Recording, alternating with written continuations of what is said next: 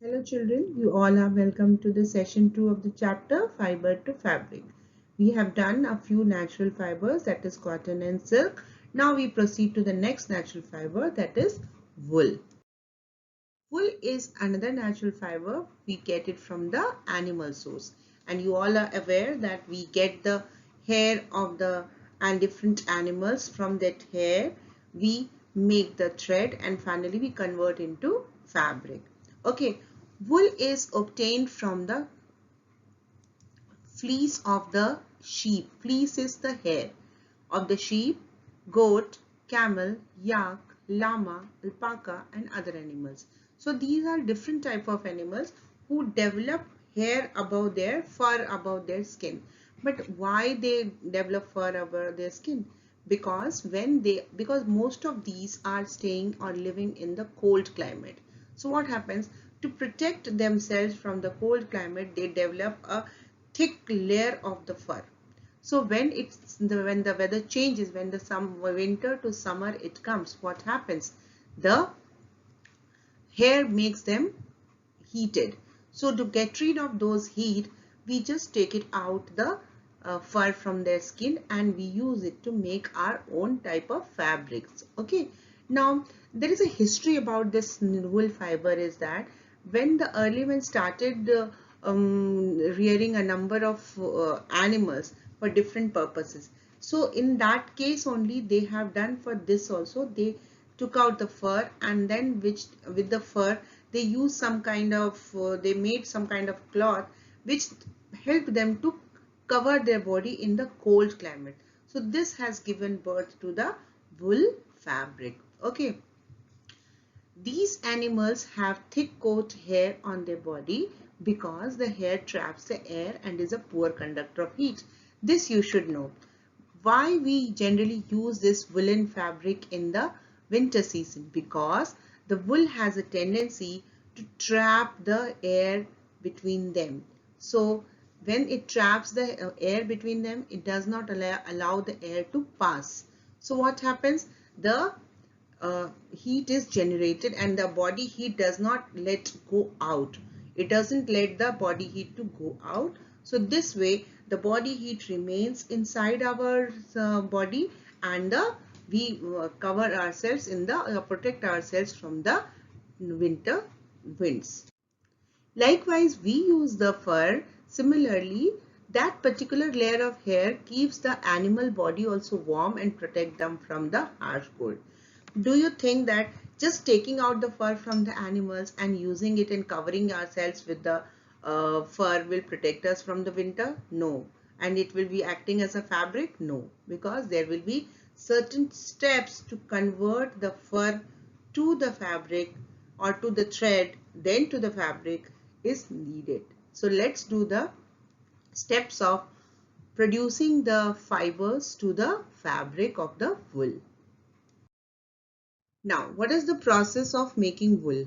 The major step necessary to process wool from the sheep to the fabric is shearing, cleaning, scurrying, grading, sorting, carding, spinning, weaving, and finally finishing. Wool is the kind of thread, okay, where we get from that wool. How the wool is made? It is made from the fleece of the animals. So there are so many steps in this picture. You can see one by one steps given to you. Shearing means removing the fleece from the skin of the animal. So we use some kind of clippers, or you can say a kind of a blades, that is generally called as a shearer. What it is called? It is called as a shearer, and some places you will see that it is also called as a razor or clippers. Okay, so do you think so that by shearing the animals, whether it harm the animal? No, it doesn't harm, because the skin below the hair is dead.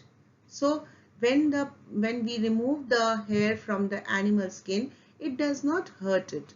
It rather it helps it to get rid of the heat in the summer season. Okay, then this fleece is packed in a bundle type of in the bags, and that is called as a bale. those bales of the fleece is transported to the mill. Okay, here we are just going to the next step. Shearing is done, then cleaning has to be done. So how the cleaning is done? Cleaning and scurrying means when the fleece is washed in the soapy water is called as scurrying. Cleaning means when any kind of raw dirt or dust is, or the you can say that dry leaves or something is there, we clean it. Then scurrying is done by washing the fleece into soapy water to remove the dirt from the skin. Then the particular fleece bag is sent to the mill where it is twisted. Where it is twisted like this, it is twisted and it is turned into rope. And the bag of the rope is called as sliver. What is it called? Sliver. That sliver is stretched. The thread is stretched and it is converted into yarn. Sliver is converted into yarn. So now this is shearing, this is cleaning, and this is called as carding. When the combs are turning and twisting the fleece into rope, it is called as carding. Then it goes to the spinning, and finally the yarn is ready. From the yarn the fabric will be made. Now you can see that one by one step I am showing you in the picture. This is shearing. Sheep shearing is done by the process in which the woolen fleece of the sheep is cut off. The person who removes the sheep wool is called as a shearer, and he is using a kind of a blade or razor to remove. But it is not paining, giving any pain to the animal. Why? Because the skin below the hair or the fleece is dead. Second is scurrying and cleaning. Scurrying is the way of cleaning textile fibers. Wool that is being shown from the sheep is very greasy, or the raw wool. So that greasy, the sticky things has to be removed from the fleece. For that, the fleece is washed in the soapy water. Next, you can see carding and grading and sorting. Grading and sorting fleeces, that means we sort the different fleeces according to their length, according to their fineness, according to the color. So different categories are made, and from there we sort the fleece into different categories. If we separate the long one, short one, brown one, black one, and then also it is how strong it is. Depending upon the strength also, we make different groups of the fleeces. That is called as grading and sorting. And then I told you already, carding means when the fleece, the length of the fleece is turned and twisted to form the slivers, it is known as carding. You can see the machine is carding and turning into slivers. Now spinning.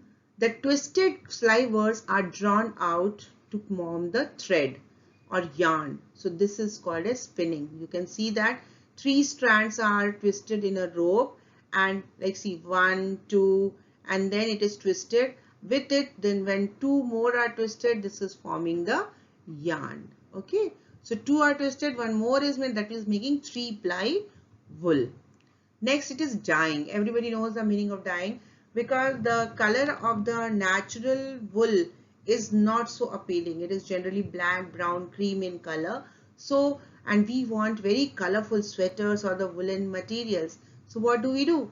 We color it in the different very attractive colors, and whatever colors we want, we just convert into that. After sorting and picking out the burrs mean dust, dirt and unwanted things, they are dyed into desired colors.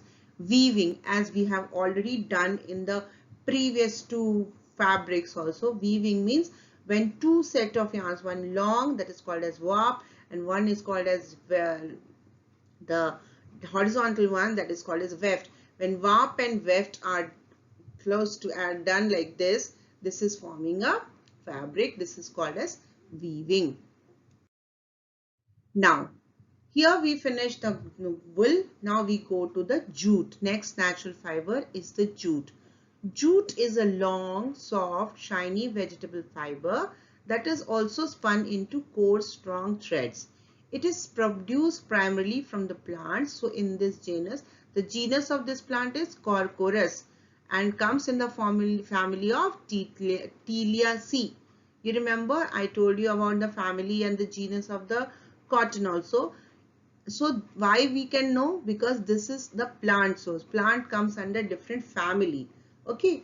Now, similarly, like cotton is also a plant fiber. It is its component, the basic component of the cotton fibers will be cellulose. So jute's prime basic component will also be a cellulose. Protein will be the main component of the animal source fibers, that will be silk and wool. So what is contained in silk and wool? The protein. So when we burn the wool, we get the smell of burning hair, because our hair also has protein. Okay, jute was used for making textile in the Indus Valley civilization since the 3rd millennium. This is something history. Okay, how do we get the jute fibers, and from where, and from which steps we use to convert the jute fibers into fabric? Now we will learn that. Now there is a stages of the production and processing. First is harvest, cultivation, that means growing. Cultivation, that means when we grow the jute plant for the fibers and then we cut it, that is called as harvesting. Then it is called as retting. This is something new for you. After the fibers are obtained from the stems of the, it is from the stems. Cotton was from the flower, it is from the stem. These stems are allowed to live in the water for a certain period of time, so that they become loose. Okay, that process is called as retting. Next is the stripping. Stripping is the process of removing the fibers from the stalks after completion. When it becomes loose, we separate the fibers from the stems of the jute plant. Okay, and what happens when it is separate? Long fibers are separated. You can see in this picture, two person are doing the separation of the fibers from the retted jute stems. Then after this we do the washing. Why I have shown the picture of a tamarind? This can be a question, because washing is done with the use of tamarind water. The jute fibers are washed or cleaned by dipping them in the tamarind water for 15 to 20 minutes and then again into the clean water. And afterwards it is dried, and after when it is dried, it is ready to pack and sell and then stored. When further it is converted into fabrics. Okay, so you can see this quick, you can go the steps in detail. Cultivation process. Sowing of jute starts in the month of March and April and continues till the June. So when it will be harvested? It will be harvested in the October. Potash, phosphorus, potash, nitrogen, these fertilizers are used to cultivate the crops in a better way. Now harvesting. Jute is harvested in the time between 120 to 150 days. That was approximately after 4 months it is harvested. Now when the flowers have been shed, because we don't use the flowers of the jute fibers. So when the flowers are shed, that means that already the time period of the jute plants are over. So that time we harvest the stems of the jute plant. So we get healthy fibers. The harvested plants are left in the field for 3 days so that the leaves also shed out, because we don't need, because when we cut it, that time the leaves are fresh, because photosynthesis process has to be done, no? So leaves have to be dried and it has to be shed away. Third step is retting. Retting is a process in which fibers get loosened due to decomposition of hard cells wall by the action of bacteria. How they are decomposed? By leaving them in the water for few days. Okay.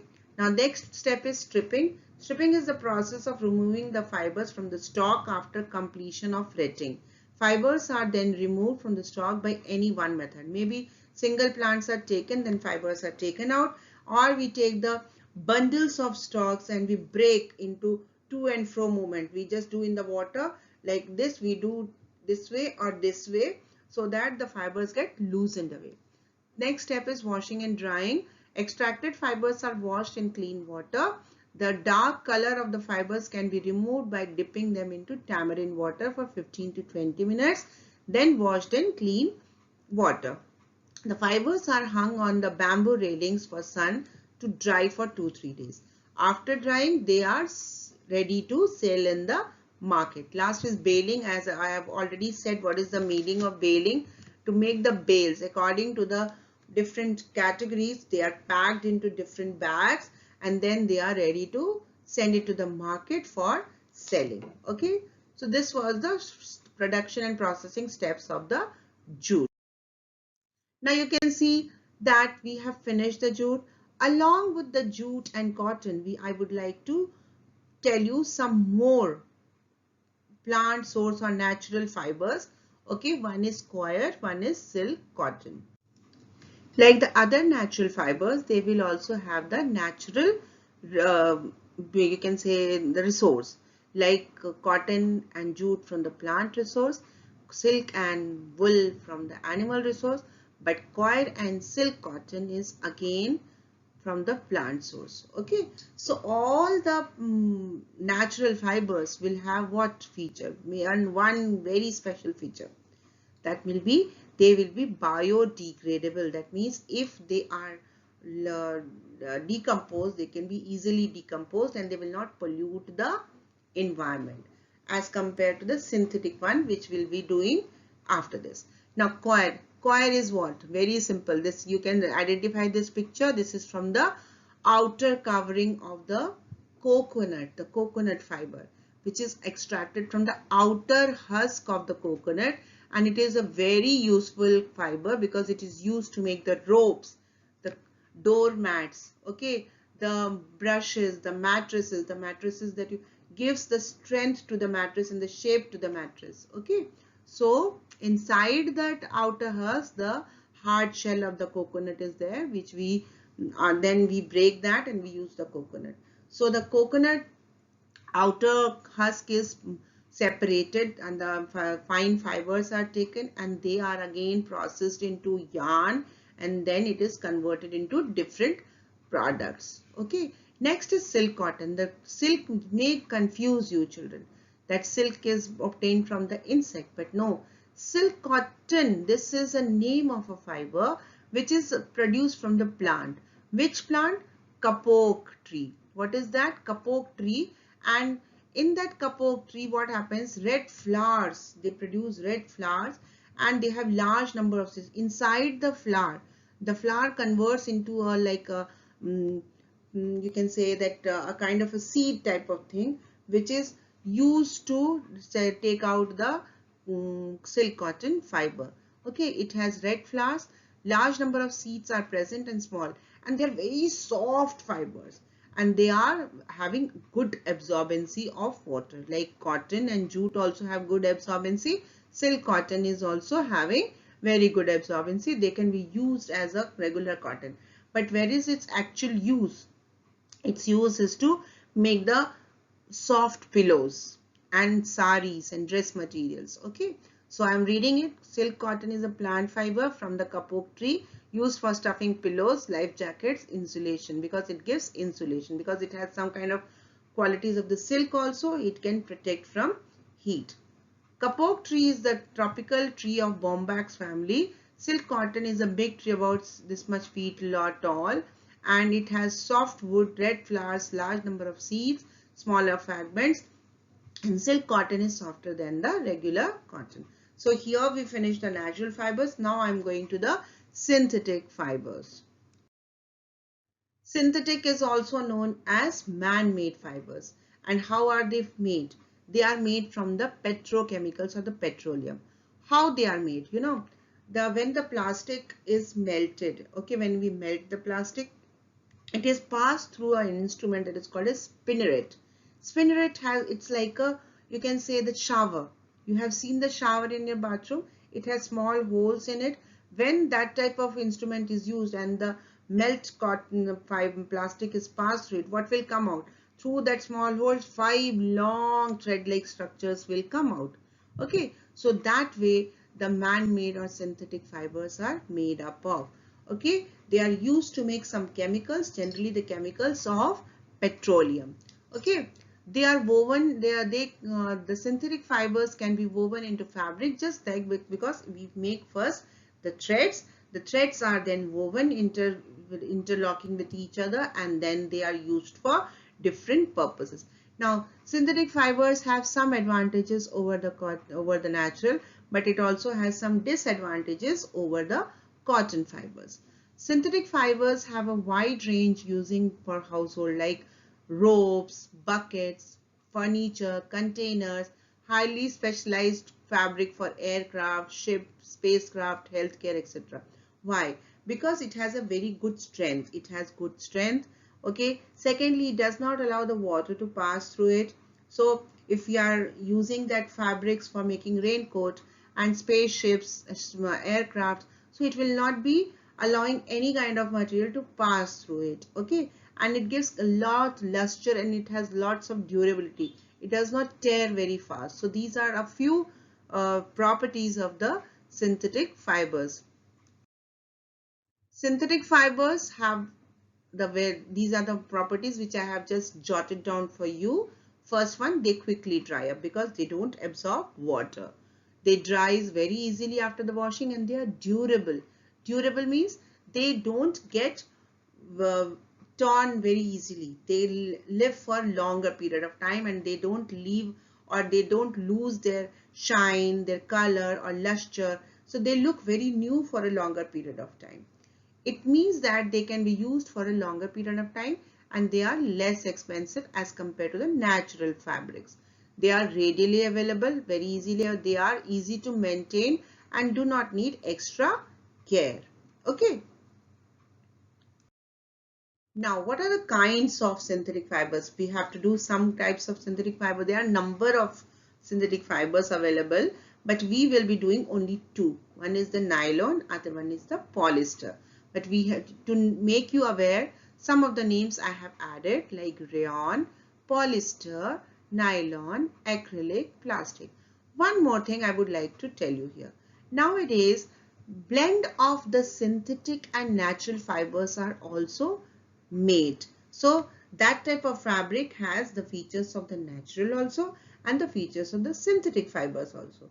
So they give both the types of fibers qualities, like cotton polyester. Okay. Then you will get like poly cotton. Okay. Then you get the cotton rayon mixture, natural rayon, synthetic rayon. There are two different types of blend fibers also, okay, which is available in the. Now first we will go with the nylon. Nylon is a type of a synthetic fibers which is obtained from coal, water and air. Coal is what? A petroleum product. So when we add coal, water and air, inculcate, or you can say push the air in that, they make the nylon fibers. Nylon, what special characters it has? It is very lustrous. Lustrous means, children, very much shine. You wear nylon, you can say the what is it, swimming costume. Swimming costume, it looks so shiny and lustrous. It's very attractive colors it has, and it is very easy to wash and elastic. Okay, it dries very quickly, retain its shape. You have wear number of t-shirts of nylon, and it never gets faded, never looks faded, because it has the that color is retained in that, color is locked inside the fibers, sorry. Nylon finds its application in the seat belts of the car, sleeping bags, socks, ropes, etc.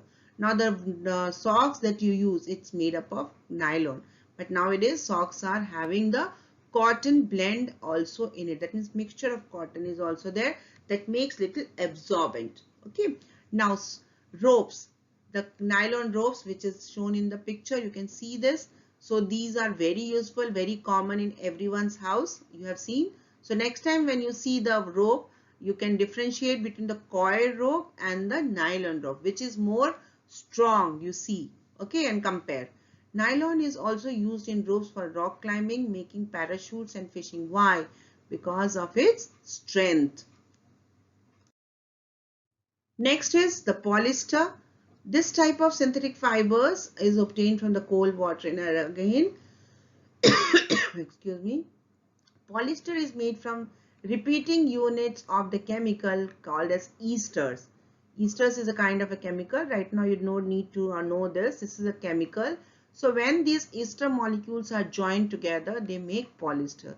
Polyester is also very easy to wash and it is wrinkle free. Mostly all the synthetic fibers doesn't get crushed, doesn't need to iron because they are wrinkle free, they are durable, they are lustrous, they keep the shape forever.